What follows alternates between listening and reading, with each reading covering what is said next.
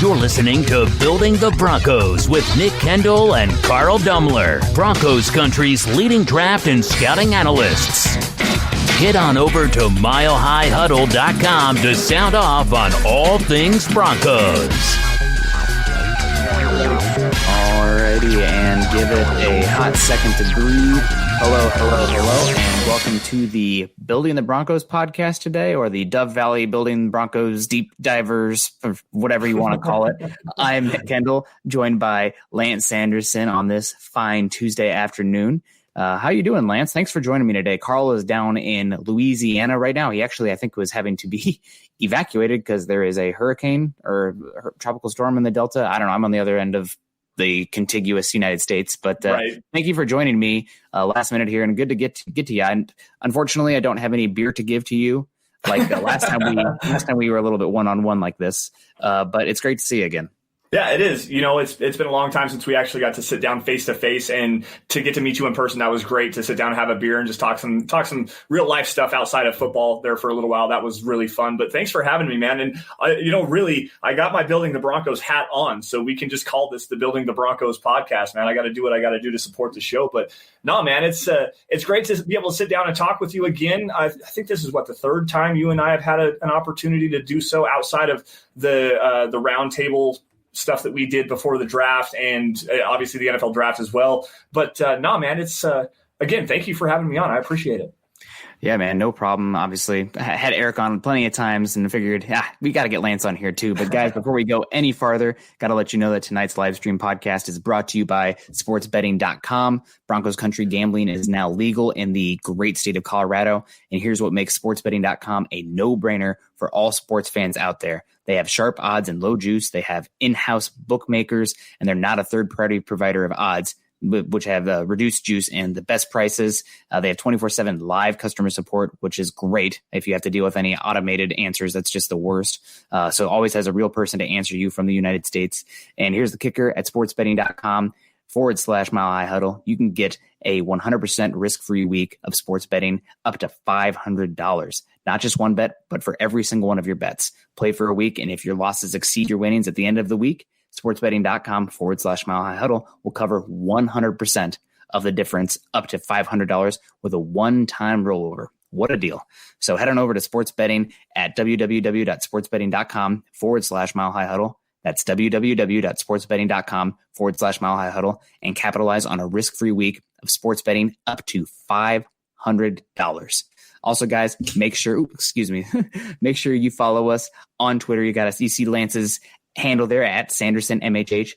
Follow me also at Nick Kendell MHH. And guys, we were brought to you by Sports Illustrated.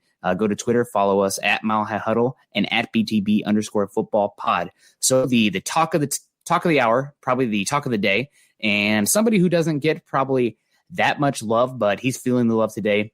Broncos give a contract extension to nose tackle, defensive tackle, interior defensive lineman, however you want to categorize him, Mike Purcell, earning a 3-year, $14.8 million contract extension, $6.8 million guaranteed through the 2023 season. So right off the bat, Lance, I want to hear your quick thoughts, and then we're going to get to the chat. We're going to circle back to this, but your quick thoughts on the signing of Mike Purcell.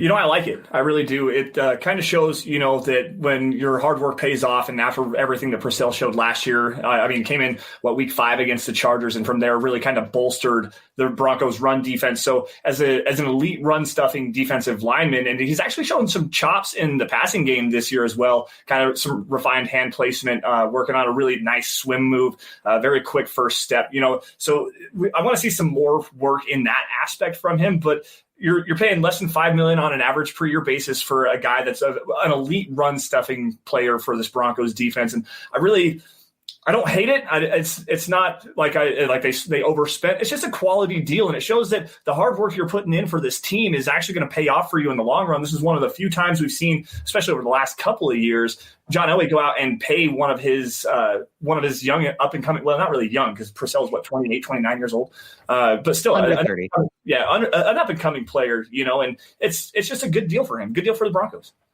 Yeah, absolutely. So we're going to get to some more thoughts there. But first, we got to give a little bit of love to the chat here. We got Dank Buds and Black Metal. Sounds like a fun party.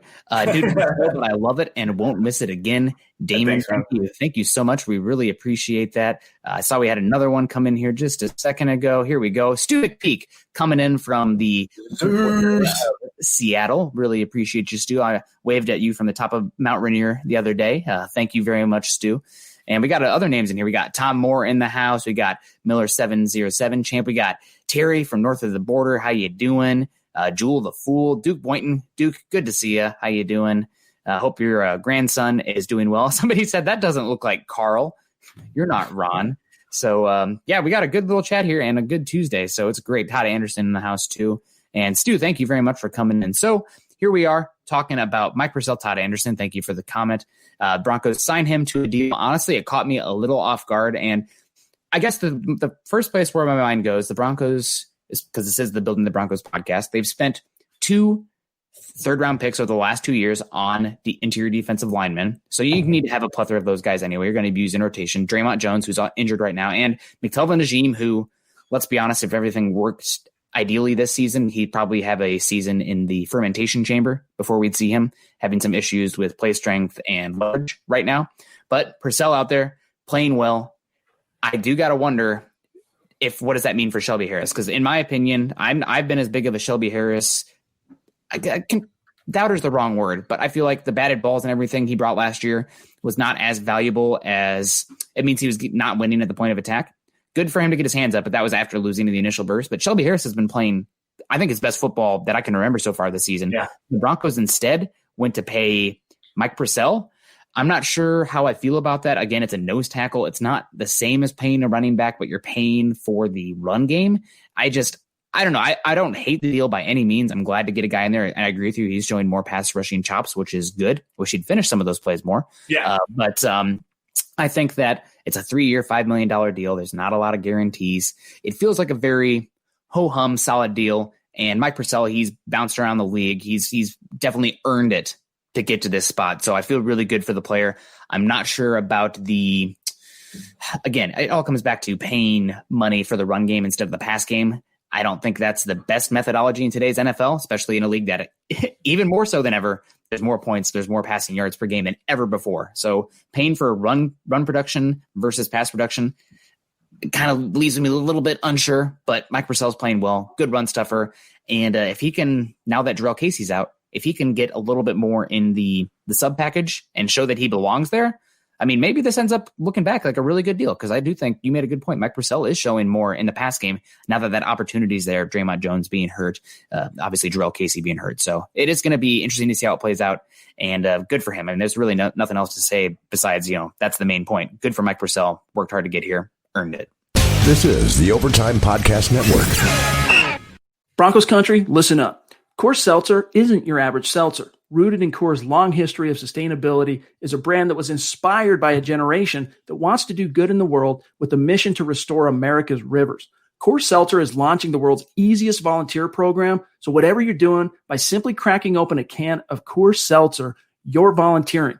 Listen, gang, our waterways are at risk. 80% of America's rivers are drying up. Through a partnership with Change the Course, Coors Seltzer is helping to protect and restore America's rivers. Here's how it works. Each pack of Coors Seltzer restores 500 gallons of fresh water to U.S. rivers and the communities that depend on them. And the results? They'll blow your mind. 1 billion gallons of water restored to 16 river basins across the U.S., and that's just year one.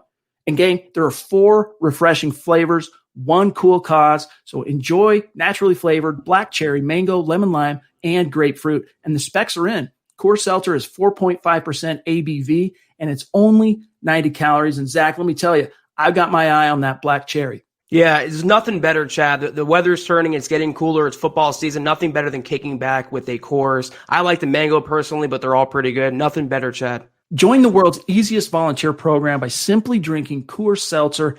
You can become a volunteer and restore America's rivers. You buy Coors Seltzer, you help restore 500 gallons of water into America's rivers.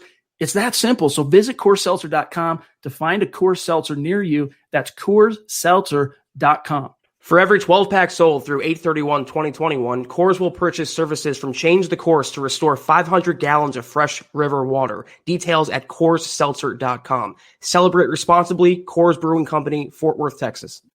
Yeah, absolutely. And I mean, he had what, 3 years, I believe, with Vic Fangio. So he's been familiar with Vic Fangio. And this is prior to signing in Denver on what I don't even remember what the contract he had was. It was a very short-term, obviously, deal. And they gave him the restricted free agent tender. $3.259 million is what he's on a contract for this year. And I guess the biggest takeaway for me on this is actually a true extension. So it's not affecting the Broncos cap situation this year. They can still roll over money on. Well, actually, I think there's a signing bonus that goes in there, but it's not going to really affect very much on that. So they're going to still be able to roll over a lot of money. And if they still want to go out and they want to pay a guy like a Shelby Harris, who has played a lot better, specifically in the running game, I've been very impressed with him. His play strength at the point of attack, taking on some double teams as well, knifing through as a run defender. Like, there's a lot to like from Shelby Harris as well. But Mike Purcell, and you kind of brought up something that I wanted to get at here. I want to see some more versatility from him, not only in his ability to get after the passer, but his ability to line up not directly as a 0 or a 1 technique. I want to see him slide out to that 2 technique, or get out to the 3 technique and rush the passer from that kind of a place.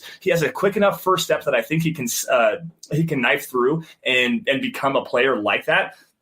But at the same time, he's got enough power to be able to hold up still and play in the running game there if they do put him out in a sub package where you're not going to have to bring an extra blitzer. You're not going to bring Alexander Johnson all the time to rush in and blow up the B gap as well. You can hold off the point of attack there and let Alexander Johnson do the same thing, rushing the A gap like he does on the blitzer in those kind of a situation. Now, to round it back to Shelby Harris here, this one's got a sting for him. I mean, the Broncos, he had an opportunity to go out and get a big deal from the Broncos last year. They decided to not, he won, I think, $10 million on an average per year basis, comes back on a cheap deal this year as well. And now the Broncos, they go out and they show some good faith to Mike Purcell over a guy that had 6 sacks last season. And it was way better as a pass rusher than he is as a run defender. Like, it's a backwards thinking kind of a move, but I kind of wonder if Bill Kolar might have had some say in this as well, just based on the improvement we've seen with Mike Purcell. It's been a drastic improvement, whereas Shelby Harris, who was at least decent last year against run, he wasn't great, but he's got a little bit better. Mike Purcell has improved drastically as a pass rusher this year. So I don't really know the big takeaway from that. I know that Shelby Harris is going to want a lot of money if he continues to go out and play against the passer like he is this year. He was 3 sacks, I think, leading the team as well. If I am remembering correctly, I know him and Chubb have 2 apiece at least. I don't know. It's a bitter pill to swallow, but it's a good, like you said, it's good for Mike Purcell, man. Really good for Mike Purcell. Yeah, and it also kind of shows how it can take a little bit for a player to come into their own. I mean, they're not ready-made every time. Not everybody's a first-round pick. Mike Purcell came into the league from your Wyoming Cowboys, and 2013 undrafted free agent, if I recall correctly. But he was 6'3", and he was like right at 300. And, where was he going to play? What's his position? He's put on about 30 pounds since then, and he's very stout at the point of attack. I mean, that's something that really stands out about Purcell. Again, say what you will about the methodology of paying run difference makers versus pass difference makers, but last year he did have the highest run stop percentage of any player in the league. And this year he's at 22nd for his run stop. Last year he was at 14.3. The next highest was 11.1. And if you guys are any sort of statistical nerds out there, he's actually he's an outlier compared to, there's a bunch of guys clumped in from the 11 to 9% run stop. But this year he's at 22nd ranked overall. And it's obviously a smaller sample size. Right now he's at 9.2%. So it's still really good. And I think the biggest thing also, again, you're seeing a little bit more versatility. You're going to have to with Draymond Jones injured, with Jarrell Casey being out now, and also more pass rushing ability. So, he's only 28 years old, 29.4, according to Pro Football Focus here. He was born on 4/20, so shout out to the state of Colorado. And he was also born in Highlands Ranch, Colorado as well. Like, he grew up in Colorado. So this is a hometown guy. Like, this is another good aspect of this contract is he wants to be in Denver. He wants to be around his hometown. And he's, from everything that I've understood about the guy, he's a leader off the field as well as he is on the field. Like, he's doing some work in the community. He's at home. He wants to be in Denver. And it sounds like he's going to be in Denver for at least the next 3 years, unless something crazy happens. Like, honestly, there's not a whole lot of big reason to move on from this kind of a deal, especially if that $6.8 million guarantee figure goes over the first 2 years of this extension, like, because you have the signing bonus that is going to parlay into, kind of move into this year and then a little bit for next year. After next year, if there's no guaranteed money, the Broncos can move on from him at 30 years old and say, hey, man, we appreciate what you've done for us. We're going to move in a different direction here. And it's not going to hurt the team as far as any future cap implications go. Like, it's really a solid deal. It's a stabilizing contract. Really. Yeah. You have one more player that you can count on going into 2021, 2022. So that's great. They did have the second round tender on him, which was for about $3.2 million. I'm just pulling that off the top of my head. I could be a little bit off on that. We looked it up before, but I didn't write it down, of course. Yeah, 3.259. Sorry. I was close. There we go. And I want to actually circle back also to a comment you said where you're talking about Mike Purcell maybe playing more 2 and 3 gap or a 3 technique. And honestly, I could see that. Maybe that's not his best get. But if he's making a second contract like this with the Broncos, it's not even so much the technique versatility that he needs, but he needs not to be the guy who's pulled off the field for sub packages. Yeah. You can kind of say, even if he's playing one technique, you're one technique in nickel or dime or quarter. Who knows what the Broncos will do? Who knows what the league will change, especially the AFC West with the throwing around the yard, especially Justin Herbert too now. Gosh. But I think Mike Purcell, we're going to need to see a little bit more in terms of sub packageability. So while it is the other techniques, if he just lives in that 0-1 technique home, but he can provide more in sub packages, I'm fine with that. But paying how many percentage snaps would they be in base? 30% of the time, 30 to 35% of the time, paying somebody like that money to be a nose tackle when nose tackles can be found off the street. Not one's as good as Purcell, but they still can be found off the street. That's the part that makes me not give the deal an A. I'm probably still give it a solid B because it's really not a big risk contract. But there are some things that are worth pontificating on in regards to what this deal means for his usage going forward and how they can maximize the value on the return for this contract. Yeah, it seems with the added snaps that he's playing right now, that swim move that he had, I think it was against the screenplay against the Pittsburgh Steelers where he actually did get a sack. It's a little bit more prevalent. That first step, man, he's even being at 325, 330 at play weight right now. That quick first step that he has and his ability to shoot the gap and not only be able to do that, but the manpower strength that he has to be able to hold up at the point of attack in the running game. Like there's some versatility there. I agree with you. You need to be able to play some more on second down long, third down long, obvious passing situations in the sub packages. No, you're absolutely right, man. You really are. And I think the big question here coming back also, actually, let's get to the super chat real quick. We'll come back to this, no doubt. So we got Duke coming in, the proud grandfather there. Man, Duke, I'm really proud for you, buddy. Do either of you see Coach Vic bringing the Broncos to the promised land? It doesn't have to be this year, but in the future. As much as this is a cop-out, Duke, it really comes down to the quarterback position. I think Vic Fangio is a good enough coach where if you have the right pieces around him, then you got no issue doing that. He could definitely win a Super Bowl, but you never see a Hall of Fame coach that didn't coach multiple Hall of Fame players. So, and another, it's a cliche for a reason. It's about the Jimmies and Joes, not the X's and O's.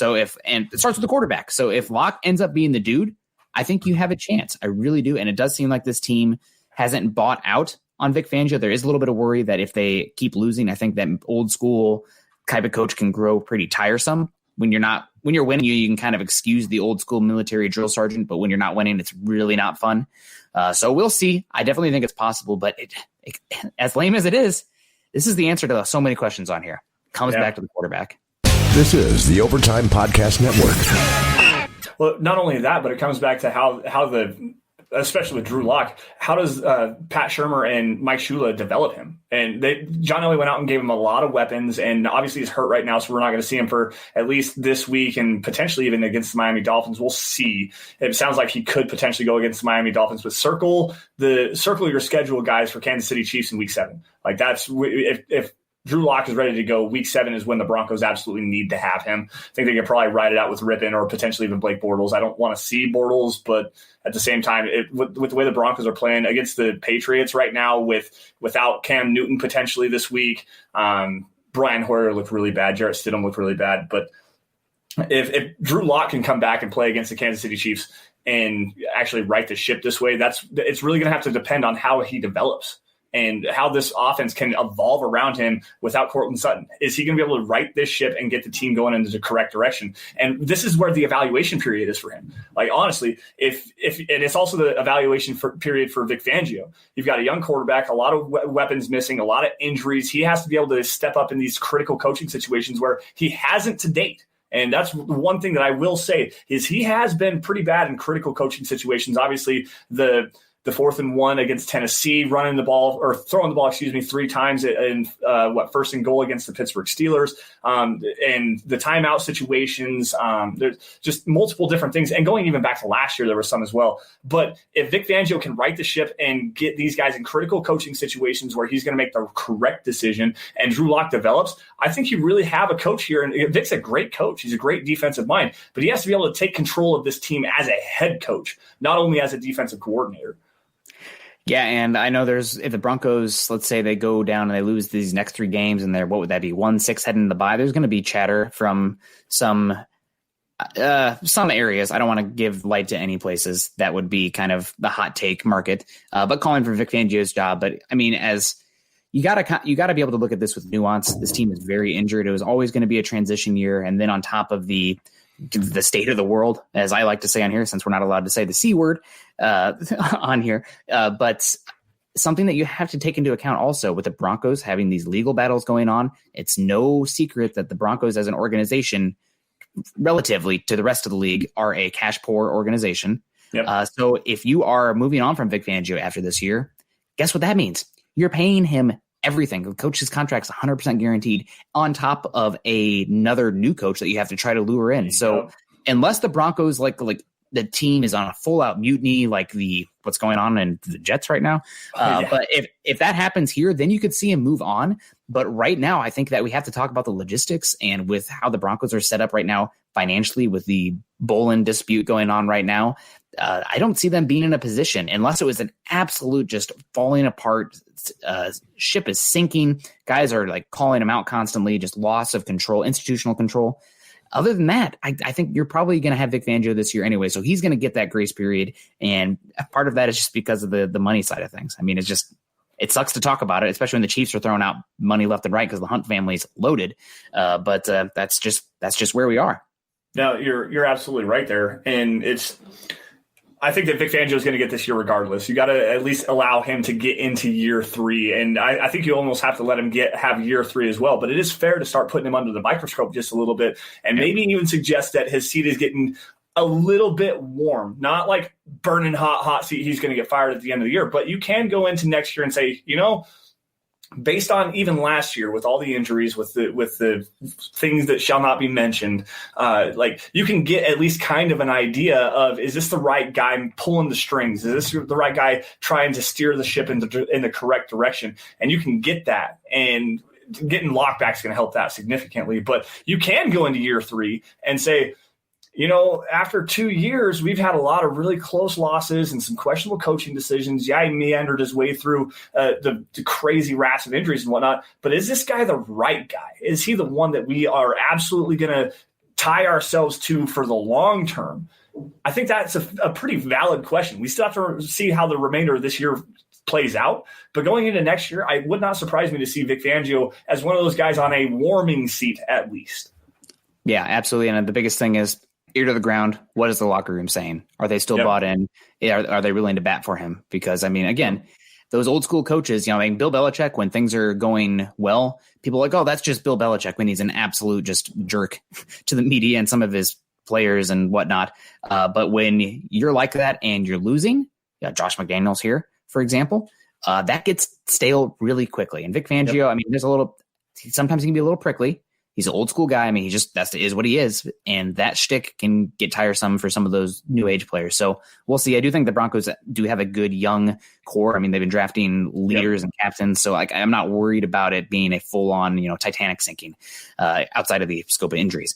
But we'll see what happens. We got to get to some of these chats here. Good conversation so far. If I do say so myself, thanks for coming on again, Lance. It's Carl's down in Louisiana. So you guys pray that no what is it? Is it gators down there or crocodiles? I don't even know. It's not my cup of tea. I'm from Iowa. I don't know. Large reptiles. Let's just put it that way, because there's a lot of them down there.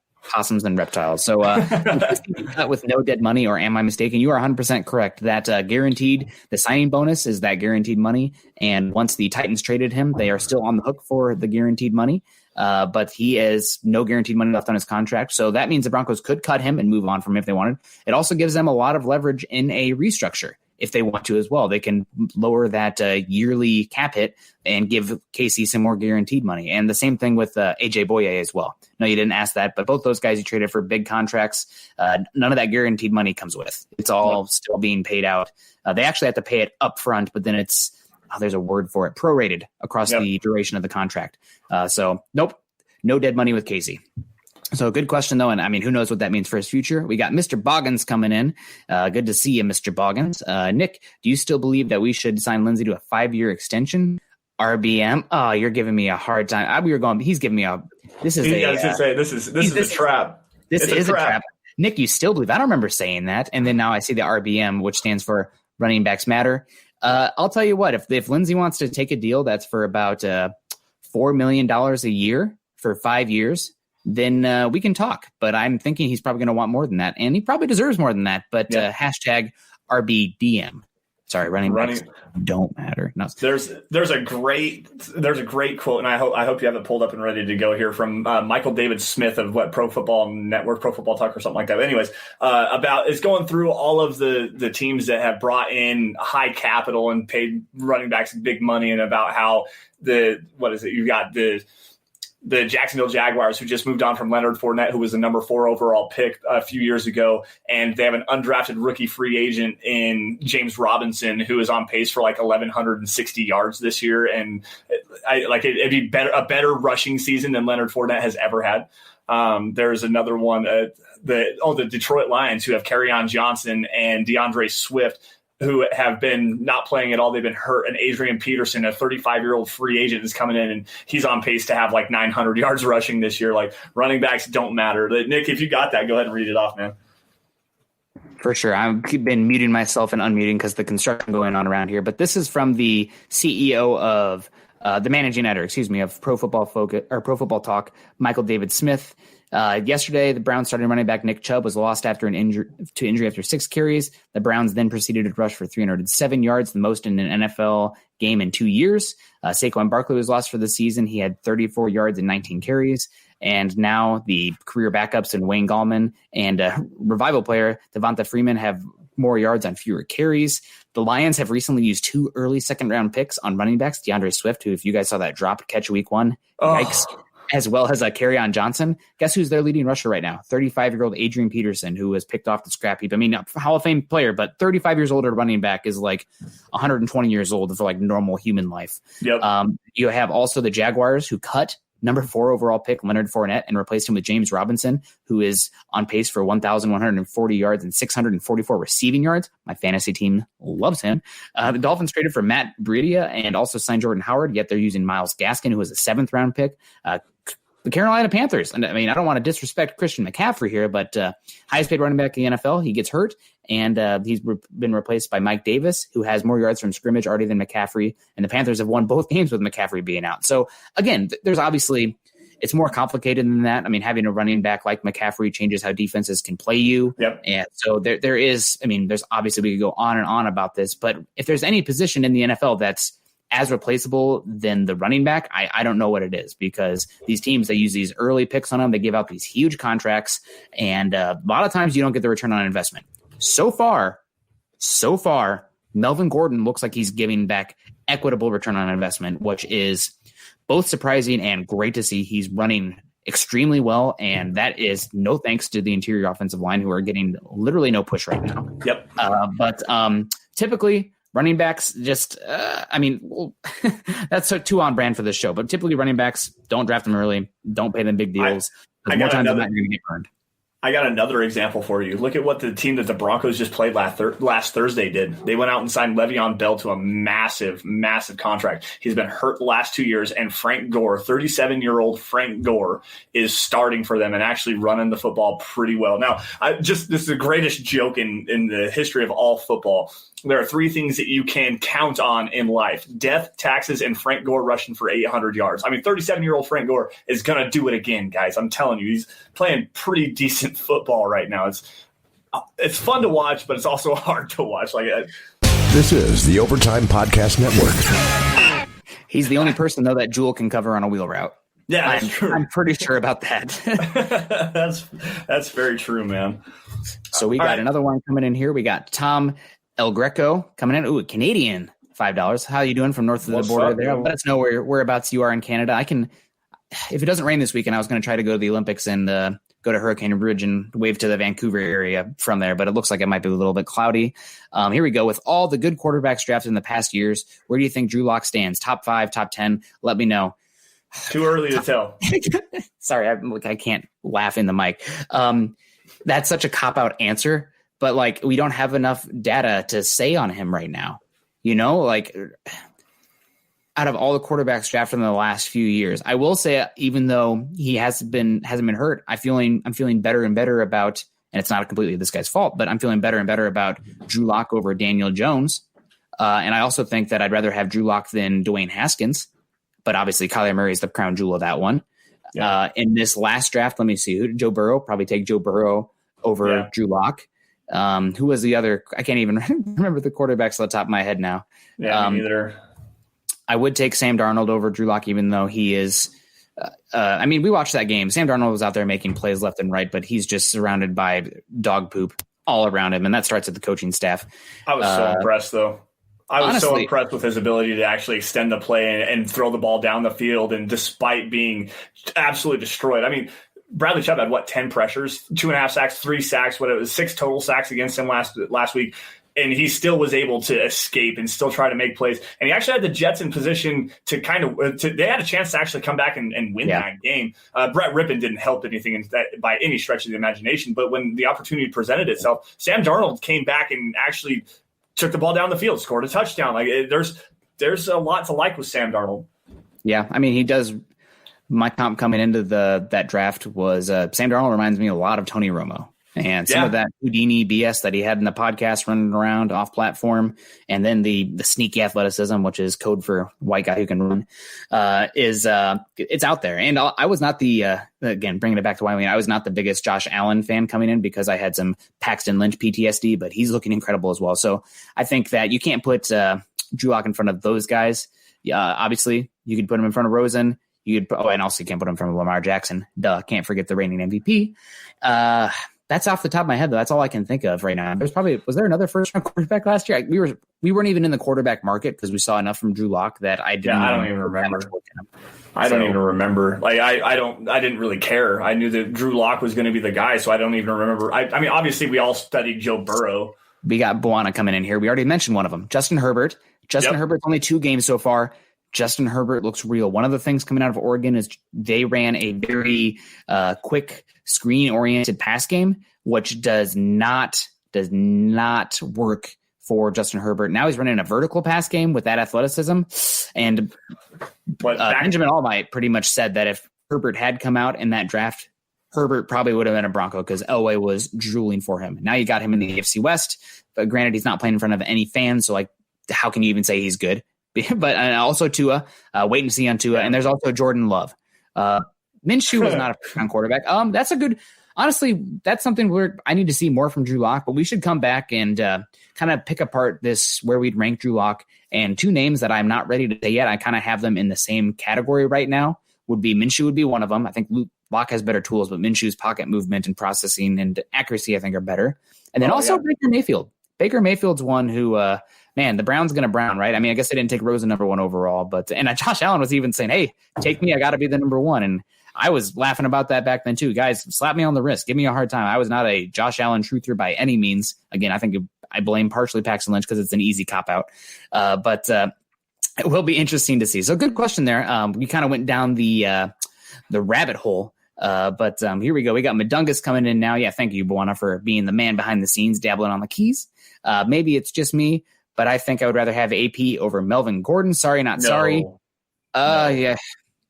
I mean, the thing is, AP is a good running back, but he brings virtually nothing in the pass game, and they both have fumbling issues. So if you want to talk like how little they're paying for AP in comparison to Gordon, maybe we could have that conversation, but in a vacuum, Gordon is so incredibly more talented in the pass game than Adrian Peterson is, and that's always been the case. Adrian Peterson's always been that like 1980s kind of just head of steam, and you give it to him, and then eventually he might break an 80-yarder. I mean, we saw that when Vikings played the Broncos 2017, 2016. I can't remember what year that was. It was a good 2015. game. 2015. Was the Super Bowl year? It was a Super Bowl year. Yeah. It was actually really bad because I called that play before it happened. The Broncos had the Vikings at like midfield on a 4th and 1. And I was like, watch them. They're going to hand it off to Adrian Peterson here on a 4th and 1. And he's going to go like 49 yards untouched for a touchdown. And sure as heck, they turned around and handed it off to him. And he ran 49 yards untouched for a touchdown to actually put the Vikings back into the game there too. And the Vikings were playing great defensively that game as well. Yeah. Yep. So that's an interesting there. I think it's thought provoking in a way where if you want to talk using your resources, then there's a conversation to be had. But in a vacuum, it's not close. And I want to come back. I was definitely one of the bigger detractors because I don't believe in paying running backs big contracts because typically a running back is best on their rookie deal. So my opinion on running backs, my philosophy is you draft them round day 3 or undrafted free agent. You use a shotgun approach. You keep bringing them in and you use them on that rookie contract. And once they're used up, then you let them walk. So, I mean, that's the Broncos have actually, that's the Mike Shanahan method. Honestly, I don't want to take full credit for it. That's what Mike Shanahan did year after year, and it worked really well. So that's just where I'm at. But that being said, Melvin Gordon has been, I would say right now he's been the third best offensive player. No, second best offensive player for them so far. I think Garrett Bowles has been the best offensive player for them. I think that there's an argument for Noah Fant as well, even though he has the ups and downs, but Noah Fant's explosive ability, I mean, from the tight end position, it's rare. So and the mismatches that he can create and for other guys because of that. But because Noah Fant going down, so a little bit of inconsistency, especially in that Tampa game, Melvin Gordon's probably been the second best guy right now. So Philip Lindsay coming back, we'll see how that changes things, probably coming back. But I'm very happy to say at this point, the deal is about as good as it can be for paying a running back a second contract. And it's not a long-term deal too. Is it 2 years? Is it a 2-year deal? 2 year. Yeah. 2 year deal. 2 years, $16 million. I can never remember because the way the guarantees go over sometimes, like, is it a 2-year deal or is it a 4-year deal that's essentially a 2-year deal, like the Juwan James deal? Yeah, so this was a straight up 2-year deal. Speaking of the best offensive players, you want to talk about not only the best offensive player for the Broncos, but the best total player and most consistent player for the Broncos team. In actuality, is Big 72 on the left side, man. Garrett Bowles has been the most consistent player. He's been the best offensive player for this Broncos team, and I don't think there's necessarily any debate for that. And fun fact for everybody, and if you don't listen to Broncos Country tonight on 850 KOA or even listen to it as a podcast after the fact, Benjamin Albright last night on Broncos Country Tonight actually let something slip, and he said that the Broncos are currently working on a contract extension for Garrett Bowles. Now, Nick, I know you had the article up earlier, what was last week, I think, on why it was a mistake for the Broncos to pass up on the fifth year option, for Garrett Bowles. And if anybody has followed Dove Valley Deep Divers at all, you will know that me and Eric have been pounding the table on as to why that has been a drastic mistake for the Broncos. And he has come out this year and he has absolutely proved both of us right. He proved you right as well. We're talking about like what, 11.0, what I have it right here, $11.064 million on the 5th year option for the Broncos if they were to extend that, and that would have been for next year. That in and of itself would rank like 17th amongst left tackles in the NFL as of like today. Like, are you telling me that Garrett Bowles is not worth that kind of a contract? You're absolutely kidding me. We're talking the 99.1% pass blocking efficiency, number 1 in the NFL of any player that has 159 pass rush snaps like Garrett Bowles has. 3 total pressures. Again, number 1 in the NFL. He has two holding penalties this year, one of which, and I know, Nick, you're on record saying that was an absolute trash call against the Tampa Bay Buccaneers where he got called for a holding penalty there. Garrett Bowles has come out and he has proved everybody, go back to what, his original draft process, the draft process, 2017. Everyone said that he has the high-end athleticism and the meanness and the ability to turn into a quality left tackle. It's going to take – You want your tackles with dancing bears. Yep. And he was a dancing bear. He absolutely is a dancing bear even now. But everyone also said that it was going to be a 2 to 3 year project because he's so raw. And it's a big risk on a guy that's 25 years old coming out in the NFL draft. That's a huge risk. And the Broncos decided they were going to take that risk. And we're now going into year 4 for Garrett Bowles. 2 to 3 years. You remember that? It was going to take him a long time. Now, also take into consideration, he's never had a offensive line coach in back-to-back seasons going back to high school.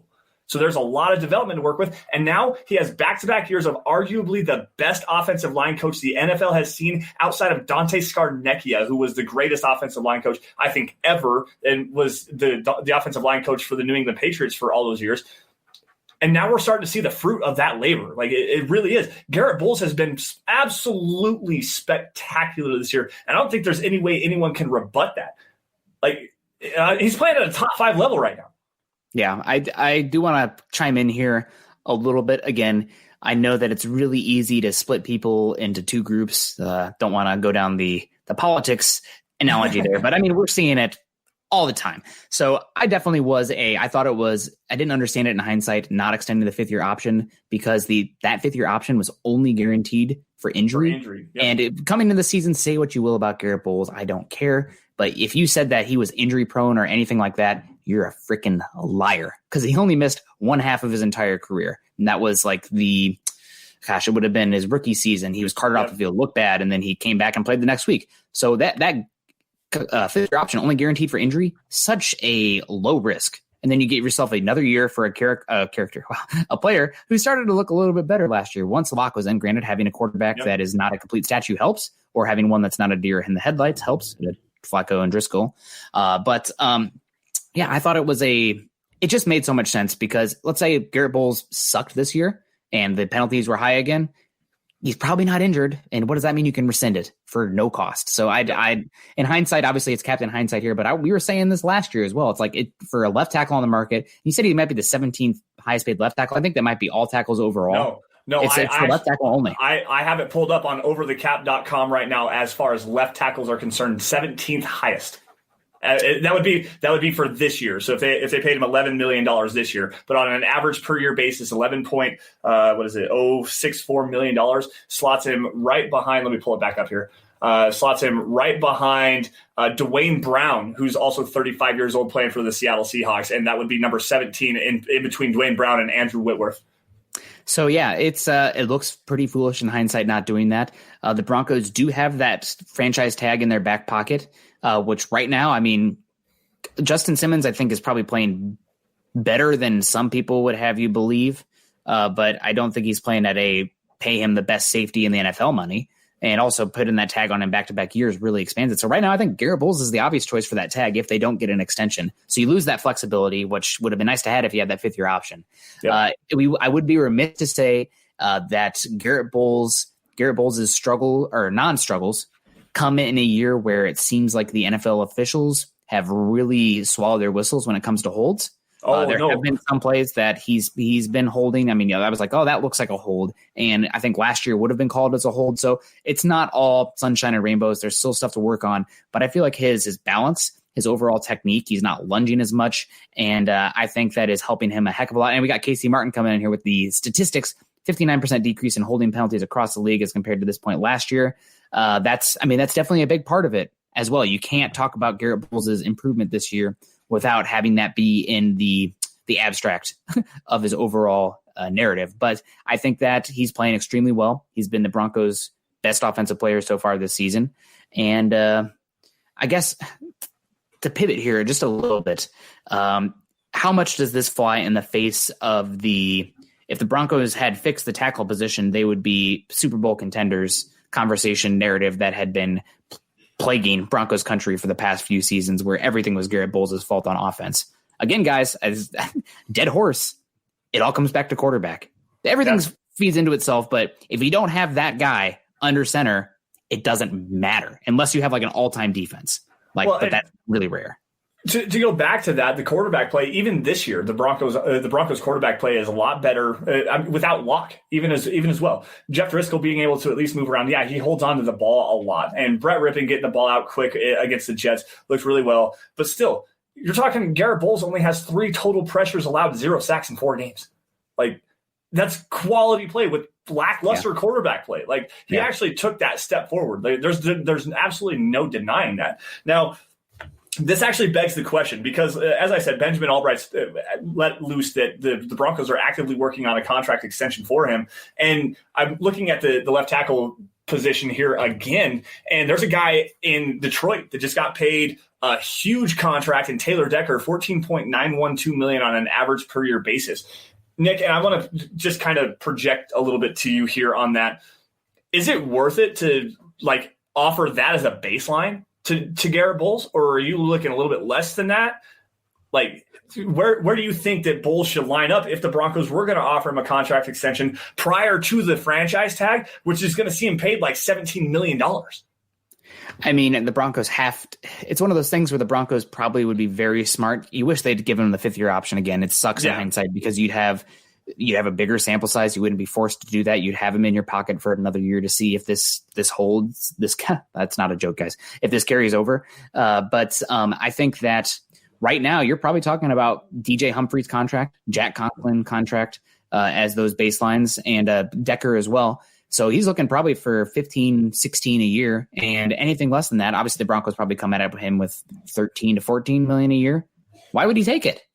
Why would he take it? I mean, I understand, this might be his chance to cash in. And I know that it was really beat on when he was coming out that he's an older offensive tackle. I really don't care about that much for the offensive line position, because you have guys, how old? You listed some of the guys that are paid around that range, still playing high quality football. Whitworth and Dwayne Brown, who are like 35, 36 and still playing great football. So I wasn't as worried about that. Like, let's say he was a 25-year-old running back or wide receiver coming in. We have an issue, but for an offensive lineman, not as big of an issue. So I think Garrett Bowles, if they are going to approach him with an extension, I would be very surprised, and I'd want to talk with his agent if he jumped at anything that was less than, let's say, $14.5 million. But it also comes down to the length, the guaranteed, and a bunch of those little details that if we talked about them too long, it'd just be speculation down a rabbit hole that we don't have time for. Right. I just want to give you kind of a side-by-side comparison here, and I've got some statistics pulled up for you as well. Let's go Taylor Decker here, 2017, 2 sacks, 3 hits, 16 hurries, 6 penalties as well. 2018, 3 sacks, 4 hits, 30 hurries, 37 pressures as well. 2019, 7 sacks total, 4 hits, 24 hurries, 35 total pressures. That's Taylor Decker there for you. And to go back, just because these are the same 3 seasons, Garrett Bowles had 8 sacks, 10 hits, 33 hurries, and 51 pressures in his rookie year, 2017. Then he had 2 sacks, 6 hits, 21 hurries, and 29 total pressures in 2018. And in 2019, which was probably his best actual overall season, even though he did have a massive amount of holding penalties, 4 sacks, 4 hits, 23 hurries, and 31 total pressures as a whole. To me, Garrett Bowles has been a much better player, much more consistent player than Taylor Decker has. And Taylor Decker has Matthew Stafford on his side playing quarterback, who can actually move around, distribute the ball around quickly. And like Garrett Bowles has had, 9 quarterbacks, 8, 9 quarterbacks, something like that. Too many. Yeah, way too many. Like, quarterback play does play a part in this, but we're seeing Garrett Bowles actually evolve into a player that everyone kind of projected him to be. But they, like I said earlier, it was going to take him 2 to 3 years to get there. And we're now starting year 4, and he is there. Yep. And I don't want to, again, we need to talk about some other things, get to the chat here. You guys are great. We love you. But something that I thought was really interesting last year from Pro Football Focus is Timo Muski, who is a statistical, I think he has his master's in statistical analysis. He works for PFF now. He's actually over in Germany somewhere, but he did a piece on the the learning curve for positions and players. And like one of the positions, like they come in and they're as good as they're ever going to be, typically is running back. Again, running backs, draft them low, just use them up. They don't really get better. They pretty much stay what they are. Offensive tackles tend to be really bad year one, get a little better year two, get a little better year three. And then year four is where you see where they're going to be for the rest of their career. So it's the one position that actually takes the longest to kind of get past the learning curve of the college game to the NFL game. And that's even more so with Garrett Bowles. I mean, let's not forget that he played 1 year at Utah. Before that, he was playing at Snow Valley Community College, and he was first a defensive tackle before offensive line. So, I mean, it's a good story here. It's a good reminder of being patient and not quitting on tools as long as those guys with the tools are still working and putting in the work and are mentally in the game, which by all accounts sounds like it's true for Garrett Bowles this offseason. He's putting in the work. I mean, obviously we know he has learning disability, but I mean, it's turned around and it's a success story. So, I mean, the Broncos are in a weird position now, but he really is a can't lose him guy. So we have WE coming in here first, guys, though. I want to get to station identification because we don't have much time left. This is the Building the Broncos podcast. Typically, Carl will be here. We got Lance filling in today. We really appreciate that. You can follow us on Twitter at BTB Football Pod. We are part of Mile High Huddle. That's at Mile High Huddle. That's an affiliate of Sports Illustrated. And also important, if you like the swag today, actually, Lance is wearing it as well, the Building the Broncos hat. I don't have my shirt here today. I should have a Mile High Insiders hat coming soon. And probably most importantly, guys, subscribe, like, and share. And that can help us a heck of a lot. So get into the chat here. We got WE coming in here. Call me crazy, but it's fair to say that Ojemudia has been the best rookie so far for the Broncos. Compared to Okudah, he's a steal. Judy isn't getting enough targets as a wide receiver one. There's a lot to unpack here. I think Ojemudia has been the Broncos' best rookie. He's playing extremely well. I actually have some stats here from Eric Trickle I can go through in a second. Okudah is playing, I think, up and down, but I think Okudah is being asked to do harder assignments. He's much more on an island than Ojemudia is, where the Broncos defense and the coverage is much more team-oriented, where you're going to have more guys on an island with the Patriots style of defense, especially in the secondary. Yeah, straight man coverage. Yep. I mean, press man even. And then it's Judy getting enough targets as a wide receiver one.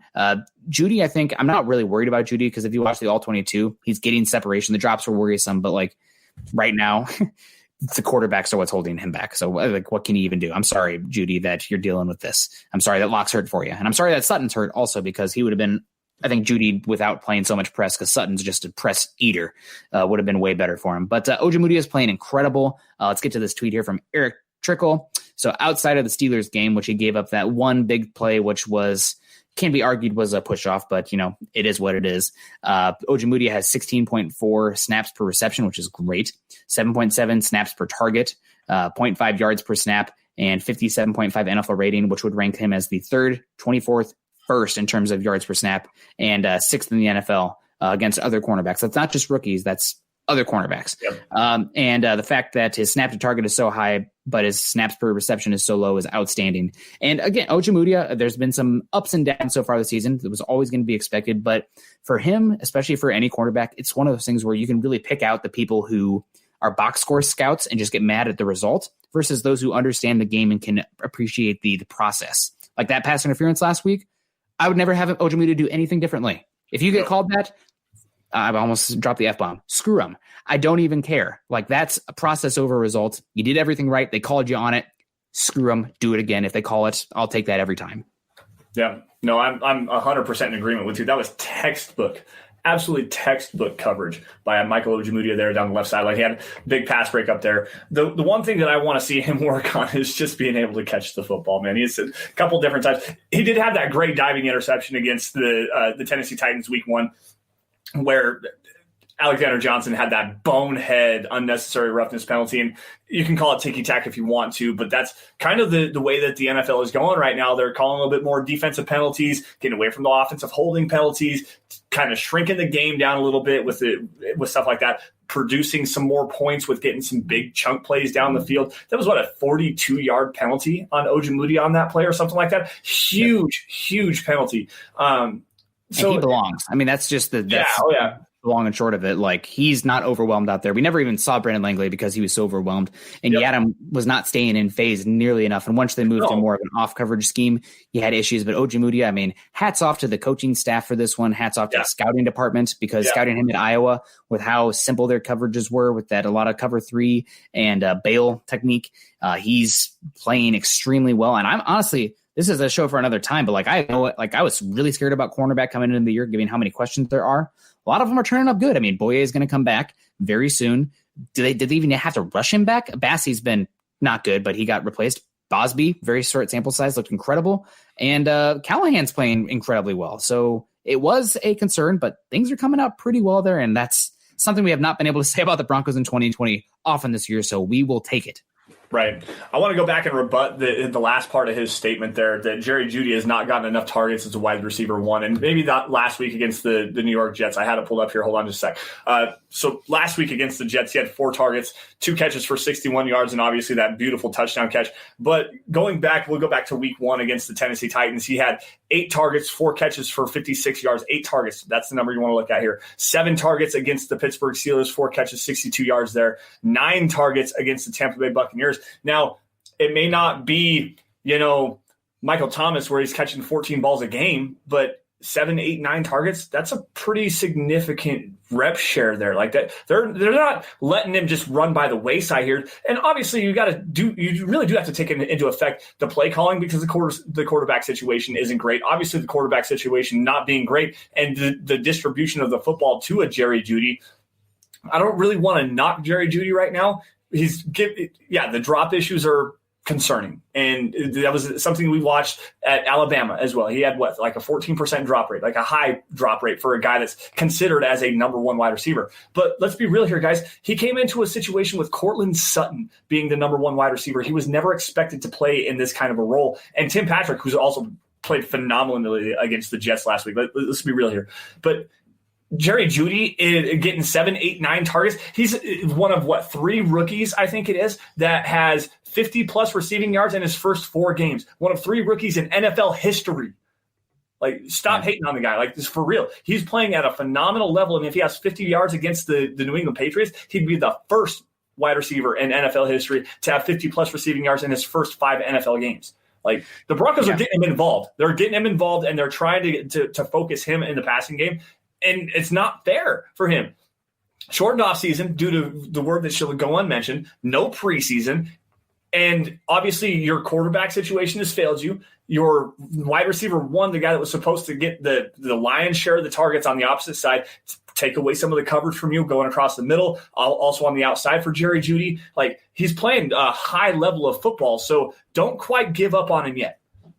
Yeah, it'd be silly to give up on him. And again, if you go check out the coach's film or just really focus on Jeudy, he's getting open. Yeah, there's no doubt about it. You can see the ability to separate is there. It really comes down to chemistry and timing at the quarterback, and having a quarterback that's worth their snuff to take advantage of that. Yep. And with Locke gone, I mean, Rippon is a good story. I mean, if he can end up being the Broncos' backup for what they paid to get him here as an undrafted free agent, not using draft capital and a cheap contract, that's great. But Rippon does not belong as a starter on any team unless that team is going for the number 1 overall pick.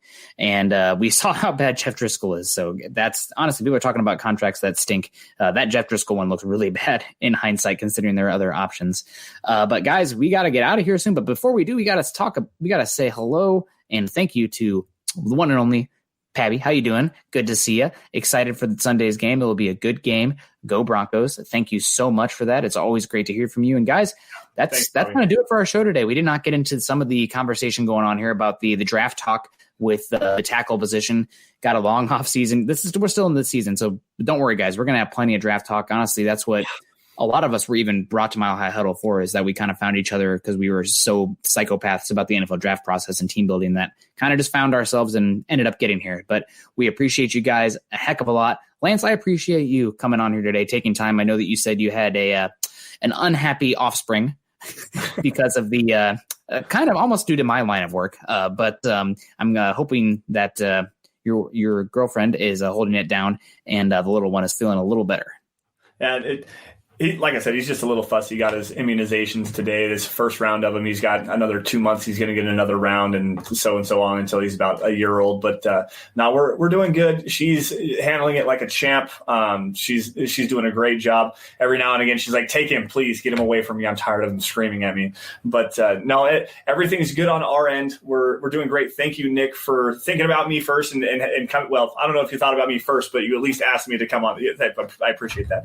But no, thanks for having me on. I appreciate it. Let's do it again sometime, and maybe one of these days we can get you to come and guest host on the Valley Deep Divers. That'd be a pretty good, interesting show to get you and Eric going back and forth on my ridiculous takes. How about that? I mean, I'll try to be a little bit more Iowa nice than whatever the heck's going on up there in Alaska. That's going to do it today, guys. You can find Lance on Twitter at SandersonMHH. You can find myself on Twitter at Nick Kendell MHH. Also know that Mile High Huddle, who we work for, is an affiliate of Sports Illustrated. Go to iTunes and leave us a 5-star rating and a comment. You can say that, or don't leave us a 5-star rating. Just let us know what you think, whether you like us or don't like us. Anybody particularly, any show particularly, let us know what you like. Also on YouTube, like, subscribe, and share. That's probably one of the things that you can do most to help us. If you're watching on Facebook, click the like reaction or the heart emoji or the laugh emoji. Sometimes we see that. Sometimes I'll say something in regards to a running back or something, and somebody will give the laugh emoji because, oh, God, here goes Nick again. But we really do appreciate that. Anything that you do like that can really help us continue to bring you these Denver Bronco deep dives. Follow us on Twitter at Mile High Huddle and at BTB Football Pod. For Lance, I'm Nick, wrapping up another episode of the Building the Broncos podcast. A long wait until that next game, but we're still riding the high from that victory. And hopefully we'll have another one this upcoming week against the hated New England Patriots. You're right. Love y'all. We'll see you next time. Hey, stay safe. Take care. We'll see you later. You've been listening to Building the Broncos. Join Broncos Country's deep divers at milehighhuddle.com to keep the conversation going.